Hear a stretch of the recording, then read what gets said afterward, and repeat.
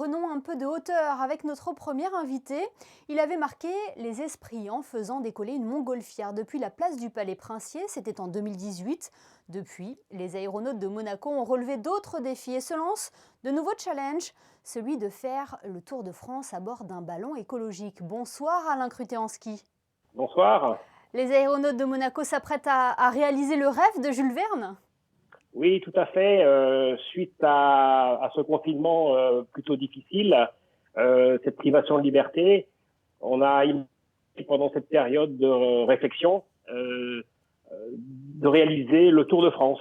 Alors au départ, on avait prévu 1 ou 2 semaines, et puis tant qu'à faire, on s'est dit allez, partons pour 5 semaines en ballon. Alors ce sera à bord d'un ballon assez spécial, un ballon que l'on a déjà pu apercevoir sur la place du Palais, c'est ça? Oui, tout à fait. Nous allons utiliser la pièce maîtresse de notre arsenal au club. C'est donc la montgolfière écologique Jeeper que nous avons utilisée pour décoller du palais Princier. Et qu'est-ce qu'elle a de si spécial cette montgolfière, Alain? Cette montgolfière, elle est de type écologique. Donc, c'est une montgolfière qui consomme entre 50 et 70% de moins d'énergie parce qu'elle est doublée. Donc, on conserve la chaleur à l'intérieur, donc on chauffe moins, donc on utilise moins de carburant. Nous commençons à utiliser aussi du biopropane. D'accord. C'est une nouveauté quand on arrive à s'en procurer. C'est un propane qui n'est pas issu du fossile.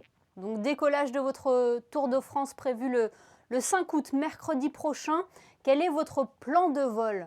On aura un itinéraire routier, en fait, si vous voulez, qui consiste à partir du sud, en passant par Lyon, traverser la Bourgogne, passer à Dijon, aller faire un petit coucou à nos amis de Nancy, rejoindre ensuite la Champagne, pour ensuite aller sur Amiens, Arras, redescendre sur Fontainebleau, où une amie nous accueille dans son château. Ensuite, à ce moment-là, par rapport à la météo, soit nous partirons survoler le Mont Saint-Michel, soit nous partirons faire les châteaux de la Loire. Donc ensuite, une grande descente sur La Rochelle, Bordeaux, le centre de la France, Toulouse, Perpignan et retour à Monaco aux environs du 10 septembre. D'accord. Ça a été compliqué de mettre ce Tour de France en place au niveau des autorisations notamment? Écoutez, ce qui s'est passé, c'est que on a ressenti dès la présentation de ce projet un grand enthousiasme, d'abord de nos amis aéronautes, c'est-à-dire qu'il y a plein de gens qui nous invitent chez eux. Et vous le rendez bien du coup? Ah ben oui, c'est normal. Le ballon, si vous voulez, c'est un sport, ça c'est clair, hein, parce qu'une fois que vous aurez porté le panier, vous allez voir que c'est un vrai sport. Mais c'est un sport qui engendre les rencontres. Voilà. C'est un sport qu'on ne peut pas faire seul et qu'on ne veut pas faire seul. Voilà. Mais du coup, Alain Krutéanski, comment respecter la distance sociale dans une nacelle? Parce que c'est très étroit quand même.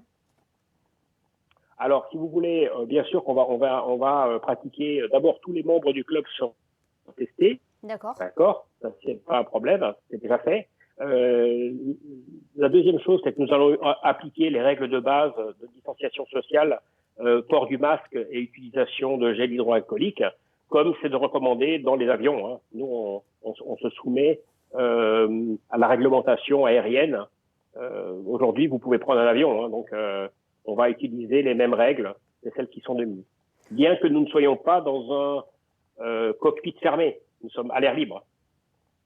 On l'a bien compris, pas d'objectif pour ce Tour de France en montgolfière, juste du partage et de l'échange. Merci beaucoup Alain Krutéanski.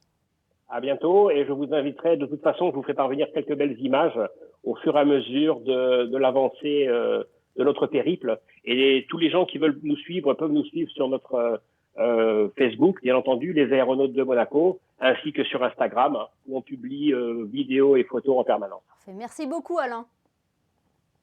À bientôt.